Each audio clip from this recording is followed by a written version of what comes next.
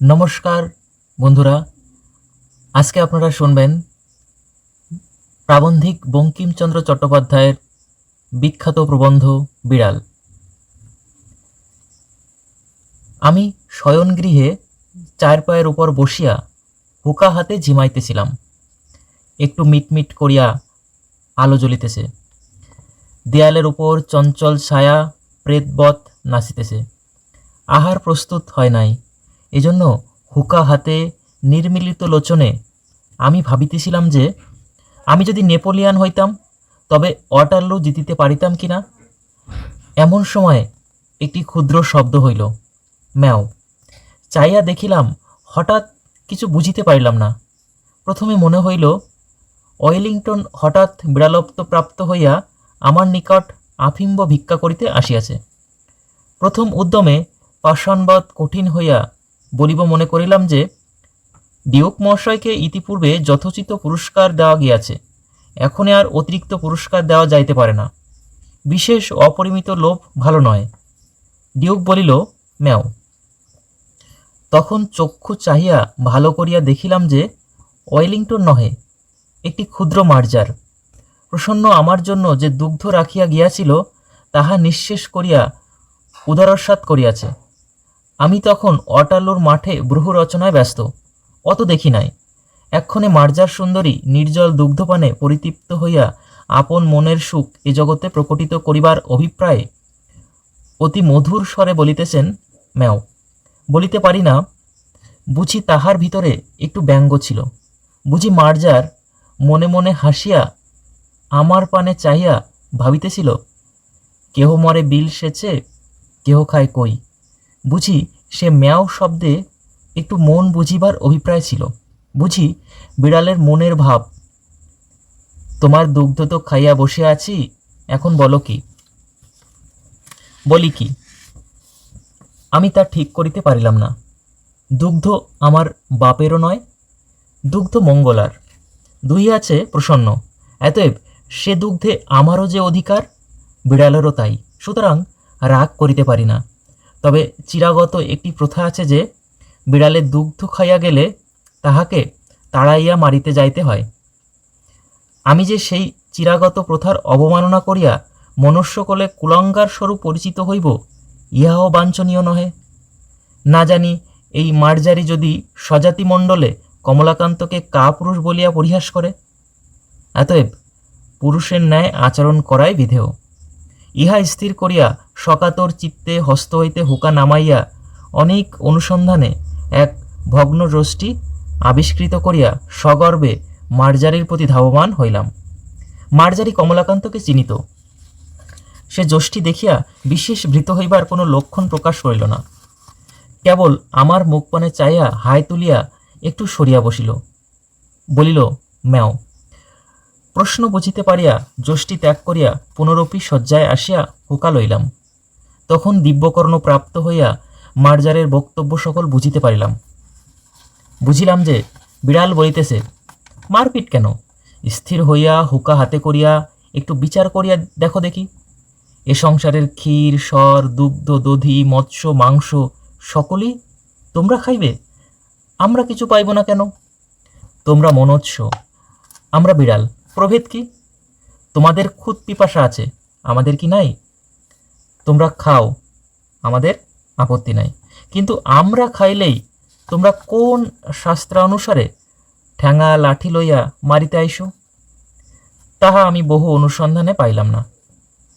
তোমরা আমার কাছে কিছু উপদেশ গ্রহণ করো। বিজ্ঞ চতুষ্পদের কাছে শিক্ষালাভ ব্যতীত তোমাদের জ্ঞানোন্নতির উপায়ন্তর দেখি না। তোমাদের বিদ্যালয় সকল দেখিয়া আমার বোধ হয় তোমরা এতদিন এ কথাটি বুঝিতে পারিয়াছ। দেখো শয্যাশায়ী মনুষ্য, ধর্ম কি? পরোপকারী পরম ধর্ম। এই দুগ্ধটুকু পান করিয়া আমার পরম উপকার হইয়াছে। তোমার আহরিত দুগ্ধে এই পরম উপকার সিদ্ধ হইল, অতএব তুমি সেই পরম ধর্মের ফলভাগী। আমি চুরি করি আর যাই করি, আমি তোমার ধর্ম সঞ্চয়ের মূলীভূত কারণ। অতএব আমাকে প্রহার না করিয়া আমার প্রশংসা করো, আমি তোমার ধর্মের সহায়। দেখো আমি চোর বটে, কিন্তু আমি কি সাধ করিয়া চোর হইয়াছি? খাইতে পাইলে কে চোর হয়? দেখো, যাহারা বড় বড় সাধু চোরের নামে শিহরিয়া ওঠেন, তাহারা অনেকে চোর অপেক্ষা অধার্মিক। তাহাদের চুরি করিবার প্রয়োজন নাই বলিয়াই চুরি করেন না, কিন্তু তাহাদের প্রয়োজন অতীত ধন থাকিতেও চোরের প্রতি যে মুখ তুলিয়া চাহেন না, ইহাতেই চোরে চুরি করে। অধর্ম চোরের নহে, চোরে যে চুরি করে সে অধর্ম কৃপণ ধনীর। চোর দোষী বটে, কিন্তু কৃপণ ধনী তদপেক্ষা শতগুণে দোষী। চোরের দণ্ড হয়, চুরির মূল যে কৃপণ তাহার দণ্ড হয় না কেন? দেখো, আমি প্রাচীরে প্রাচীরে ম্যাও ম্যাও করিয়া বেড়াই, কেহ আমাকে মাছের কাটাখানাও ফেলিয়া দেয় না। মাছের কাটা, পাতের ভাত নর্দমায় ফেলিয়া দেয়, জলে ফেলিয়া দেয়, তথাপি আমাকে ডাকিয়া দেয় না। তোমাদের পেট ভরা, আমার পেটের ক্ষুধা কি প্রকারে জানিবে? হায়, দরিদ্রের জন্য ব্যথিত হইলে তোমাদের কি কিছু অগৌরব আছে? আমার মতো দরিদ্রের ব্যথায় ব্যথিত হওয়া লজ্জার কথা, সন্দেহ নাই। যে কখনো অন্ধকে মুষ্টি ভিক্ষা দেয় না, সেও একটা বড় রাজা। ফাপড়ে পড়িলে রাত্রে ঘুমায় না। সকলেই পরের ব্যথায় ব্যথিত হইতে রাজি, তবে ছোট লোকের দুঃখে কাতর, ছি, কে হইবে? দেখো, যদি অমুক শিরোমণি কি অমুক ন্যায়ালঙ্কার আসিয়া তোমার দুগ্ধটুকু খাইয়া যাইতেন, তবে তুমি কি তাহাকে ঠ্যাঙা লইয়া মারিতে আসিতে? বরং জোড়ো হাত করিয়া বলিতে, আর একটু কি আনিয়া দিব? তবে আমার বেলা লাঠি কেন? তুমি বলিবে, তাহারা অতি পণ্ডিত, বড় মান্য লোক। পণ্ডিত বা মান্য লোক বলিয়া কি আমার অপেক্ষা তাহাদের ক্ষুধা বেশি? তা তো নয়। তেলা মাথায় তেল দেওয়া মনুষ্যজাতির রোগ। দরিদ্রের দুঃখ কেহ বোঝে না। যে খাইতে বলিলে বিরক্ত হয়, তাহার জন্য ভোজের আয়োজন করো। আর যে ক্ষুধার জ্বালায় বিনা আহ্বানেই তোমার অন্ন খাইয়া ফেলে, চোর বলিয়া তাহার দণ্ড করো। ছি ছি! দেখো, আমাদিগের দশা দেখো। প্রাচীরে প্রাচীরে, প্রাঙ্গণে প্রাঙ্গণে, প্রাসাদে প্রাসাদে ম্যাও ম্যাও করিয়া আমরা চারিদিক দৃষ্টি করিতেছি, কেহ আমাদিগকে মাছের কাটাখানা ফেলিয়া দেয় না। যদি কেহ তোমাদের সোহাগের বিড়াল হইতে পারিল, গৃহমার্জার হইয়া বৃদ্ধের নিকট যুবতী ভার্যার সহোদর, বা মূর্খ ধনীর কাছে শতরঞ্জ খেলোয়াড়ের স্থানীয় হইয়া থাকিতে পারিল, তবেই তাহার পুষ্টি। তাহার লেজ ফুলে গায়ে লোম হয়, এবং তাহাদের রূপের ছটা দেখিয়া অনেক মার্জার কবি হইয়া পড়ে। আর আমাদিকে দশা দেখো, আহার অভাবে উদর কৃশ, অস্থি পরিদৃশ্যমান, লাঙ্গুল বিনত, দাঁত বাহির হইয়াছে, জিহ্বা ঝুলিয়া পড়িয়াছে। অবিরত আহার অভাবে ডাকিতেছি, ম্যাও ম্যাও, খাইতে পাই না।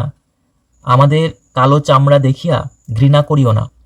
এ পৃথিবীর মৎস্য মাংসে আমাদের কিছু অধিকার আছে, খাইতে দাও, নইলে চুরি করিব। আমাদের কৃষ্ণচর্ম, শুষ্ক মুখ, ক্ষীণ সকরুণ ম্যাও ম্যাও শুনিয়া তোমাদিগের কি দুঃখ হয় না? চোরের দণ্ড আছে, নির্দয়তার কি দণ্ড নাই? দরিদ্রের আহার সংগ্রহের দণ্ড আছে, ধনীর কার্পণ্যের দণ্ড নাই কেন? তুমি কমলাকান্ত, দূরদর্শী, কেননা আফিমখোর। তুমিও কি দেখিতে পাও না যে ধনীর দোষেই দরিদ্র চোর হয়? 500 দরিদ্রকে বঞ্চিত করিয়া একজনে 500 লোকের আহার্য সংগ্রহ করিবে কেন? যদি করিল, তবে সে খাইয়া তাহার যা বাহিয়া পড়ে তাহা দরিদ্রকে দিবে না কেন? যদি না দেয়, তবে দরিদ্র অবশ্য তাহার নিকট হইতে চুরি করিবে, কেননা অনাহারে মরিয়া যাইবার জন্য এ পৃথিবীতে কেহ আইসে নাই। আমি আর সহ্য করিতে না পারিয়া বলিলাম, থামো থামো মার্জার পণ্ডিত, তোমার কথাগুলো ভারী সোশিয়ালিস্টিক। সমাজ বিশৃঙ্খলতার মূল। যদি যাহার যত ক্ষমতা সে তত ধনসঞ্চয় করিতে না পায়, অথবা সঞ্চয় করিয়া চোরের জ্বালায় নির্বিঘ্নে ভোগ করিতে না পায়, তবে কেহ আর ধনসঞ্চয়ে যত্ন করিবে না, তাহাতে সমাজের ধনবৃদ্ধি হইবে না। মার্জার বলিল, না হইলে তো আমার কি? সমাজের ধনবৃদ্ধির অর্থ ধনীর ধনবৃদ্ধি। ধনীর ধনবৃদ্ধি না হইলে দরিদ্রের কি ক্ষতি? আমি বুঝাইয়া বলিলাম যে সামাজিক ধনবৃদ্ধি ব্যতীত সমাজের উন্নতি নাই। বিড়াল রাগ করিয়া বলিল যে, আমি যদি খাইতে না পাইলাম, তবে সমাজের উন্নতি লইয়া কি করিব? বিড়ালকে বোঝানো দায় হইল। যে বিচারক বা নৈয়ায়িক, কস্মিনকালে কেহ তাহাকে কিছু বুঝাইতে পারে না। এ মার্জার সুবিচারক এবং সুতার্কিকও বটে, সুতরাং না বুঝিবার পক্ষে ইহার অধিকার আছে। অতএব ইহার উপর রাগ না করিয়া বলিলাম, সমাজের উন্নতিতে দরিদ্রের প্রয়োজন না থাকিলে না থাকিতে পারে, কিন্তু ধনীদিগের বিশেষ প্রয়োজন। অতএব চোরের দণ্ডবিধান কর্তব্য। মার্জারি মহাশয়া বলিলেন, চোরকে ফাঁসি দাও, তাহাতে আমার আপত্তি নাই, কিন্তু তাহার সঙ্গে আর একটি নিয়ম করো, যে বিচারক চোরকে সাজা দিবেন তিনি আগে 3 দিবস উপবাস করিবেন। তাহাতে যদি তাহার চুরি করিয়া খাইতে ইচ্ছা না করে তবে তিনি স্বচ্ছন্দে চোরকে ফাঁসি দিবেন। তুমি আমাকে মারিতে লাঠি তুলিয়াছিলে, তুমি অদ্য হইতে 3 দিবস উপবাস করিয়া দেখো, তুমি যদি ইতিমধ্যে নসিরামবাবুর ভাণ্ডার ঘরে ধরা না পড়ো তবে আমাকে ঠ্যাঙাইয়া মারিও, আমি আপত্তি করিব না।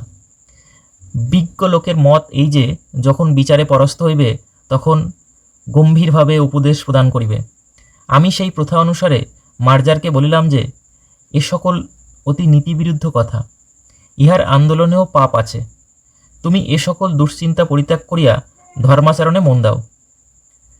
তুমি যদি চাহো তবে পাঠার্থে তোমাকে আমি নিউম্যান ও পার্কারের গ্রন্থ দিতে পারি, আর কমলাকান্তের দপ্তর পড়িলেও কিছু উপকার হইতে পারে। আর কিছু হোক বা না হোক, আফিমের অসীম মহিমা বুঝিতে পারিবে। এক্ষণে স্বস্থানে গমন করো।